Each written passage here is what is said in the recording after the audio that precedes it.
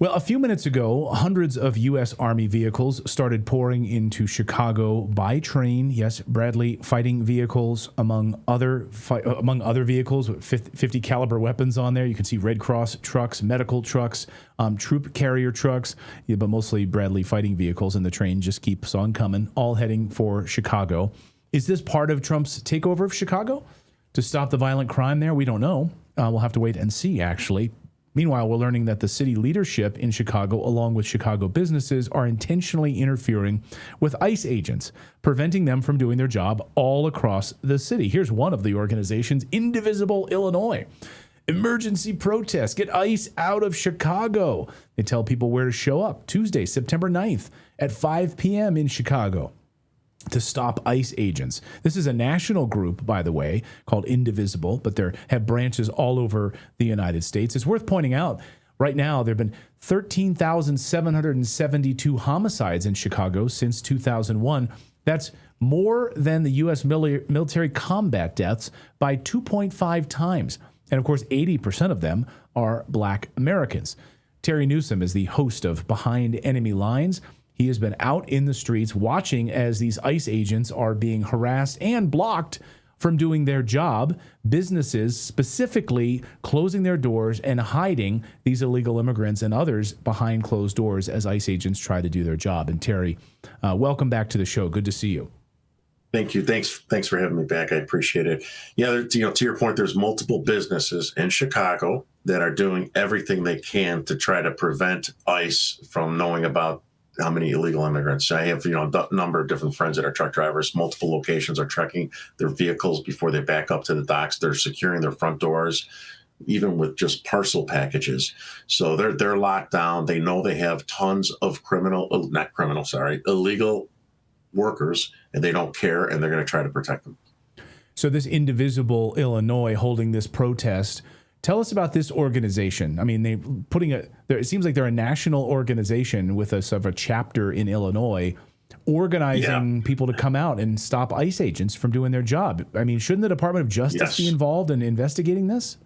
Yeah. They work with another one called Action Network, another big one that gets actually more funding. Both of them work together. Individuals has their own chapters throughout the city of Chicago. And for instance, the one location, Downers Grove, I won't say the hotel, but they were there. Somebody from the hotel must have said that the ICE agents were staying there. It's in the DuPage County, which is the second biggest county in the city of Chicago. So they put them out there, to keep them probably safer. These people showed up. I sent you the video. I had a confrontation. They all got around me, just like they typically do everywhere. We don't start it. They start it. As I walked up to the rally in front of the hotel, I saw another guy there with the bloody nose and stuff. I just got the video before here. They got in a fight with them. Right before I walked up, I told the police officers, hey, I'm going up here by myself. I'm not going to start trouble. The cop goes, hey, listen, I don't need any violence. I said, I'm not going to start any violence unless they touch me. And sure enough, they got around me. I ducked under them. And the one guy that looks like Che doing the Cuban Revolution got in my face. We had an argument. He went to poke me. And I almost hit him. The police officers behind me grabbed my arm. The guy poked me like a half inch from my nose and was, yelling and spitting and screaming at me. And I didn't know that there was a fight right before I got there before I jumped on the show. It's out there right now. It got pretty aggressive with one guy by himself. This episode is brought to you by Rumble Premium, the home of free speech and exclusive content from the videos that matter. With Rumble Premium, you get ad-free viewing, access to exclusive shows, and premium features across the platform. We're talking about Steven Crowder's Mug Club, Tim Pool's Timcast, Russell Brand's Raw Commentary, and of course, Redacted, plus tons of other bold creators that you won't find anywhere else.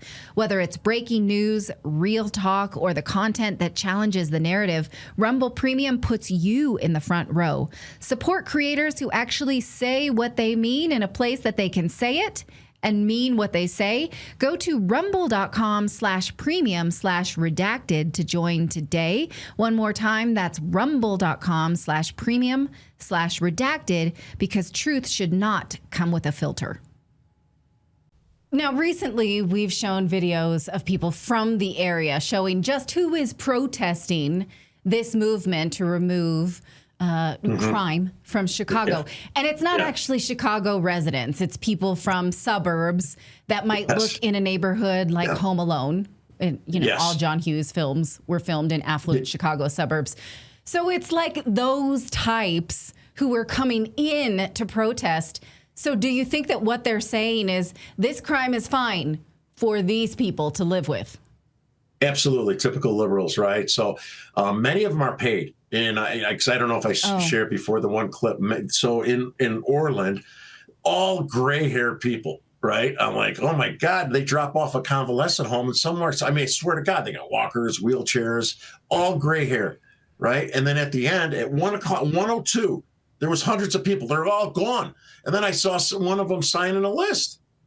And I'm like, oh my God, you guys are paid, And then they have the lime green shirts, which is indivisible, right? The people that were in the vests, and they're not just like vests that you buy from Home Depot in bulk, right? They had their 4, interlocked hands, for the revolution, all that stuff on the back. So somebody's paying for these green vests to even have them stamped with logos about revolution and all the crazy stuff that they represent.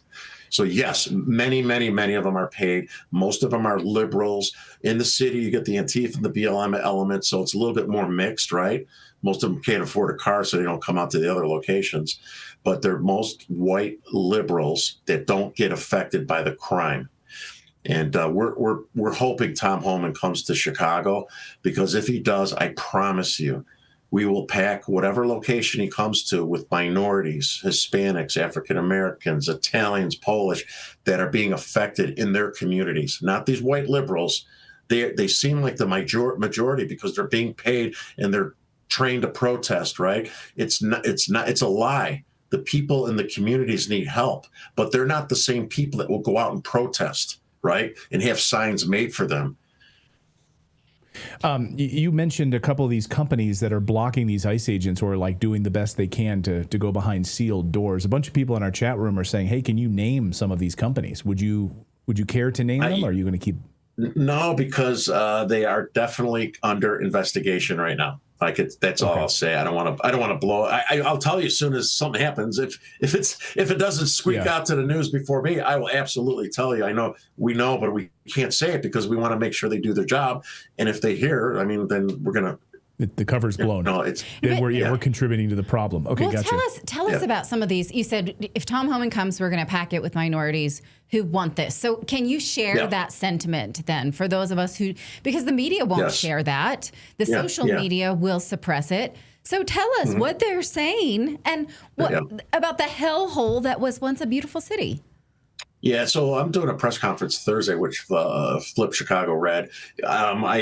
I met with Hispanic pastors, dozens of them, right? There are communities being affected, not only their community, right, with the crime, the danger and all that stuff, but their reputations, the immigrants that come here peacefully that want to have jobs and start a family, right?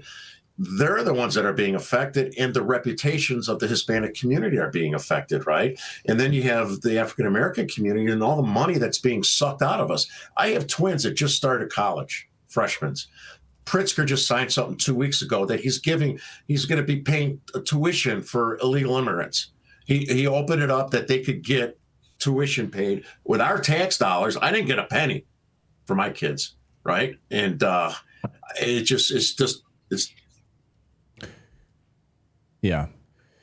Hello? Oh, well, Terry Newsom, host of Behind Enemy Lines, thank you for this. We're going to check back with you, and we're going to see if all those Bradley fighting vehicles and all of those other vehicles that were pouring into Chicago are there for Trump's purpose. It seems, why? Why would hundreds of them be showing up in Chicago right as Trump says that's about to happen? So we will follow that story. Terry, we're running late today. Thank you so much for joining us. We really appreciate it. Thanks, Terry. Thank you. Bye.